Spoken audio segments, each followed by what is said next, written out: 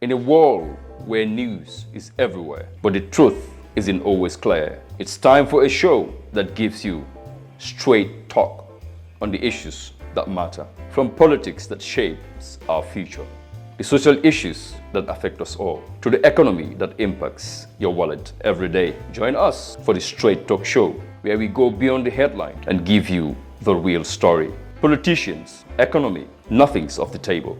Get ready to hear it all the way it should be. Straight, no filters, no compromise. Are you ready for the truth? Watch Straight Talk Show with Jenk Sala, only on ThinkMina Media. Welcome once again to Straight Talk Show. Fi la lepp di lere. Abe be bundile ñu kono jang. C'est fi la lepp di lere. That's Wolof. Like everything will be clarified here. Mm-hmm. Welcome to my show. This is your host, Babukar Jeng. And I would let you introduce yourself, your name, where you're from, what your background is. My name is Alania Sylvester. I am a diasporan returning back this past 6 months. I came from New York in the States. I've been there my whole life, so this is definitely an adjustment, but we're here now, and I'm glad to be here today. Thank you for accepting our invitation. Of course. Yep. Looking at the environment of the West, the United States in particular, because I think Hollywood have done a good job. Right. If we do not see the real United States, at least we have seen the exaggerated United States through probably hip-hop videos or music clips or movies. We have a little bit of idea on how that world works. This is a different world. Like I used to watch this movie, Coming to America, back in the days by Eddie Murphy. I don't know whether your generation knows the movie. Know Eddie Murphy. Yeah, exactly. So looking at the environment here, where probably a lot are less exposed, the environment is a bit different, when it comes to, I'll just take one funny joke, like walking on sand. You know what I mean? Sometimes walking in the sand, have just dust all over, some little bit of pebbles getting into your. Yeah. It's a bit irritating, right? I don't think it's too different. Like I feel like the little things that would bother a lot of people is not really a big deal. Like walking on sand is not. Yeah, that's just a joke. I just want to throw on you. Yeah, exactly. Yeah. So But looking at disconnecting from friends that you used to, friends that you grew up with, family members, cousins, associates, classmates and schoolmates. It's kind of tough, coming into a different environment where you don't have friends. All you have is just virtual friends because of this global village technology. You have to be connected virtually, but there's nothing like physical connection. Right. So how are you coping with that emotional claustrophobia?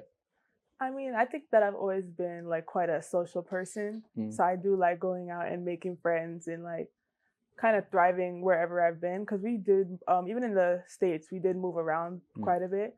So no matter where it went, really, it was never a big deal to go out and make friends and meet people. So even being here, we're meeting people, we're still connecting with people. And like you said, we had the technology, the phone, FaceTime, things like that. So I don't feel too disconnected from my friends in the States, but it's just a new chapter in your life, So sometimes you have to like leave behind the old and you're just going to make new friends and new connections. And that's just how I feel right now. There's nothing that's bothering me too much. Don't you think it's much of a sacrifice, people that you grew up with, people that you've known your whole life, just wake up one day and say, oh, come on, I'm gone. That break, because at the end of the day, it's just like love, like broken hearts. Yeah, and you'll break somebody's heart and your heart will be broken as well.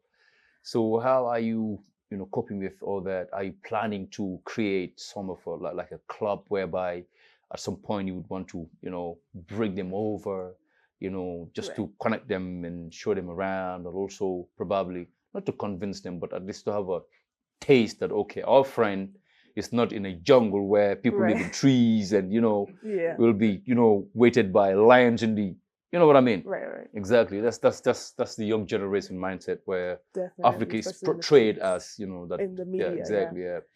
I think that it's definitely a sacrifice, like leaving behind my friends and all that, but it's kind of like paving the way for them to come see, because even when they do like FaceTime me and I show them around where we live, they're like, oh wow, it's kind of nice. Like they're kind of surprised Yeah. because like you said, like when I left New York, people were asking me like, are you gonna go live in a hut? And I was like, no, like it's a nice house, like it's a nice, it's a nice place, and they just couldn't believe me. So when they see it now, I think it's definitely opening their mind, because in the States, like there's not, like you said, there's not really much that's showing you what Africa really looks like. Like you're gonna see the people, the lions, the elephants walking around, everybody's like not doing well. So like I'm cold, sorry. Being able to show them that there is a beautiful side to Africa, the nature, everything that's here, it's eye-opening to them. So I'm willing to take the sacrifice to open up their eyes, So how about those pizzas, those Burger Kings, and the food compared to what we have here, like the Mahal and the Super Kanjas and all that stuff? So how are you sifting? Because when it comes to the food, I'm sure it's not sustainable to maintain whatever food you're used to on the other side, and what we have here probably could be, the standards can be a bit different. So Right. how are you coping with? I mean, it's just we found our places. Like we found places that when it's time to eat out, go celebrate, whatever. We found places that we can go out and go enjoy our food there. Then we're bringing our recipes and stuff from home to cook here. So it's not like it's a big adjustment. It is different that you can't just like go to a drive-through like McDonald's or fast food place, but I don't think it's that big of a change. I didn't really love fast food that much when we were in the States anyways. Always prefer my mom's home cooking. So now that she's here and she's cooking for us, making sure that, everything is together on the house front, it's not too big of a change.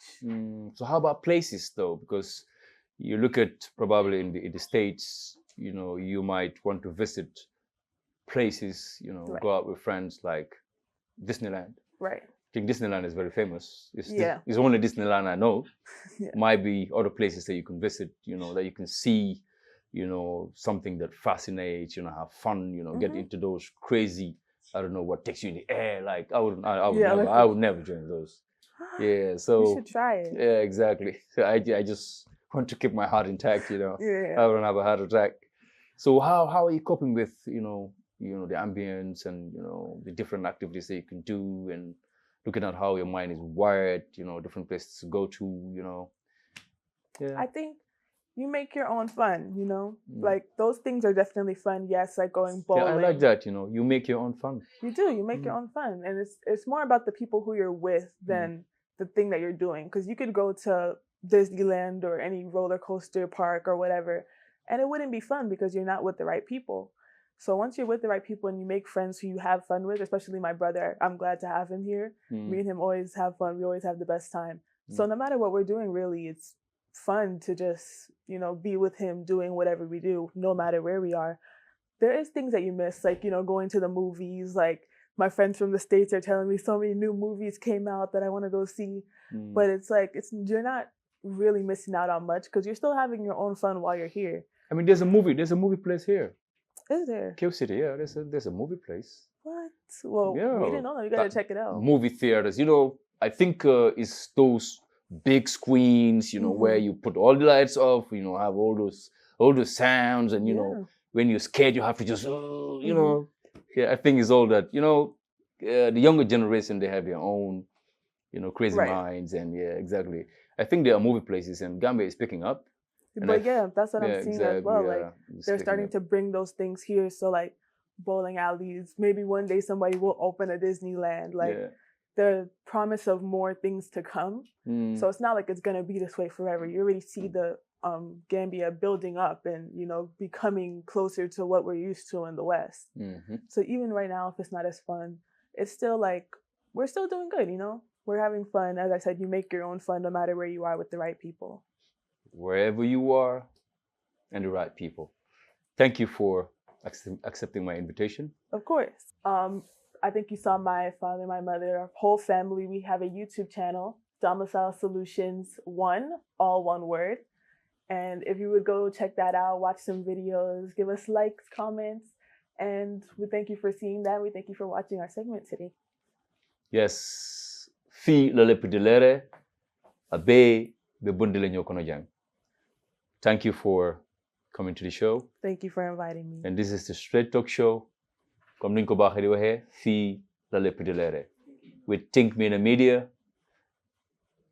the best media that you could ever click.